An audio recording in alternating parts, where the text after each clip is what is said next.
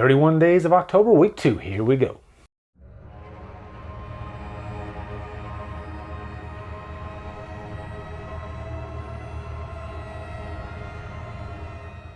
Welcome to another week of 31 Days of October. This week I have another special guest. It is going to be the Flick Fanatics.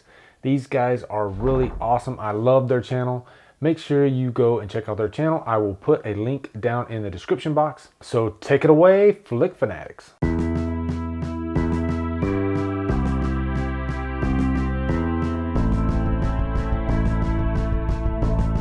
there. Thanks for having me, Lee. My name's Matt from Flick Fanatics, as some of you might know. Very fortunate, was invited by Lee to come talk about some horror movies I watched in the last week, and I was pretty happy with what I watched. For starters, I watched the original Psycho, Alfred Hitchcock, 1960s. We all go a little mad sometimes, as you can see. I think this film is brilliant. It's perfect in just about every way. Anthony Perkins' performance as Norman Bates is just like, it's chilling. It's funny in a way, like the way he just goes about covering up all these murders. It's super good watch. It's been a while since I've seen it, so I enjoyed the heck out of it this time. With Halloween right around the corner, it was a perfect pick. After that, I watched Guillermo del Toro's first film, Chronos. I got this one on the Criterion collection, and I've seen this one once before as well, and I really liked the second time too. It's got some great effects. Ron Perlman is very funny, very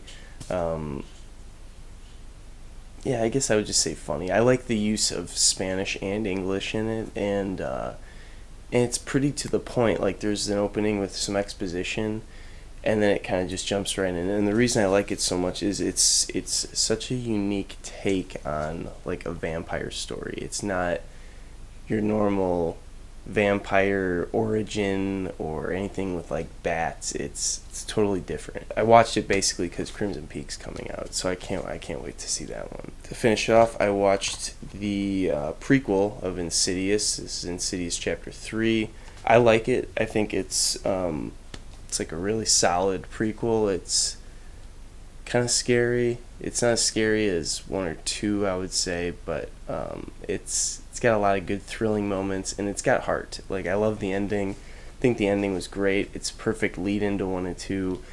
And I mean, if they did like a chapter 4, I would probably see it, but I think they could end it right here. I think it's a fine place to end it.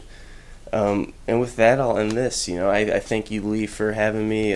These were the 3 films I've watched in the last week, horror related. Very excited for Halloween. I can't wait. Thanks again for having me. Happy Halloween to everyone, and happy watching. Thank you so much, Flick Fanatics, and now I'm back, and I'm going to discuss what I watched. This week was more of an 80s slasher week for me, with a few things thrown in, but let's start it off with Fear the Walking Dead. I watched the season finale of that. This was a really good episode, as I anticipated.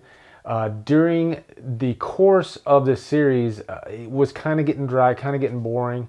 But then I had a feeling that last episode was going to be good, and it was. And boy, they really brought out the zombies tenfold in this episode. And I'm really looking forward to the next season. As a matter of fact, tonight I'm going to be watching the season premiere of The Walking Dead. And I'll be discussing that episode in week 3. And to start off my movie viewings, I did the Thorn trilogy. I did Halloween 4, 5, and 6. Halloween 4 is definitely one of my favorite Halloween sequels. This is the movie that really got me into the Halloween series. It scared the crap out of me, and I could not sleep for months. And Michael Myers was constantly in my dreams. Not in a good way, but I just love the atmosphere of Halloween 4. I love the characters in it. Everybody felt real. Michael Myers was just scary as hell. He was back with a vengeance, because if you remember, he was gone for quite a while because of Halloween 3. So this really welcomed him back, and man, I love this movie. And then there's Halloween 5. Halloween 5 is really hit and miss. It's a whole lot of miss, by the way. I would say it starts off really good because they give you the aftermath of part 4, but then the next like half hour to 45 minutes are just horrible. Horrible. I mean, you got the score is just so lazy, and you got the comedic elements that are just thrown in, kind of shoehorned in. But then I'd say it really picks back up in the last act. The last act really saves this movie. Otherwise, it would have been in resurrection territory. And then the controversial Halloween 6. I watched the theatrical cut because I watched the producer's cut not too long ago, a few months ago. And after letting it soak in, the theatrical cut is hands down the better cut in my opinion. I think the producer's cut has some really cool elements, especially some of the character elements, but overall it doesn't flow that well for me. And some of the scenes almost seem like they weren't needed. And I really don't like the last act of the producer's cut. But the theatrical cut, it just doesn't let up. It's got a really great score. I know some people don't like the whole rock element of the score, but I thought it kind of added something new to this entry. And I don't know, I just love this movie. It's just so intense. And overall, I love the Thorn trilogy. I had such a great time this week watching all 3 of these movies. And also, I'm going to be doing something very special. I'm going to see the original Halloween on the big screen on the 29th. They're actually showing it for one night only across the nation, and I'm looking forward to that. I actually saw it on the big screen back in 2006 with a really good buddy of mine, and I'm looking forward to revisiting it again with my son. He's never seen any of the Halloween movies on the big screen. This will be his first time, and what better than the original? And I'm trying to think of some way to kind of chronicle that journey, because we're actually going to be driving about an hour away to go see it because it's not showing in my local theater. And I'm planning on videotaping that event in some way. So look forward to that. So for my next movie, I was actually chatting it up with my good buddy CP, and one of his favorite Friday the 13th movies is Friday the 13th Part 6. So I cracked open the old box set.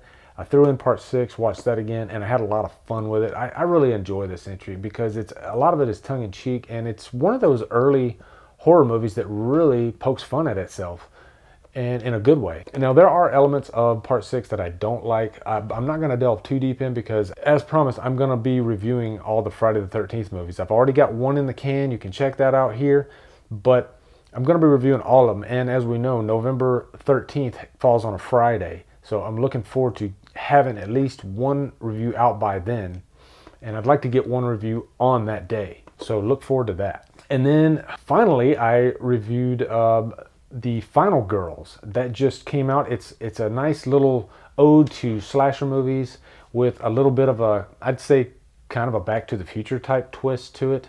If you watch the movie, you'll know exactly what I'm talking about, but I had a really fun time watching this movie. What's funny is I actually dropped the review the day after I dropped the review for Final Girl.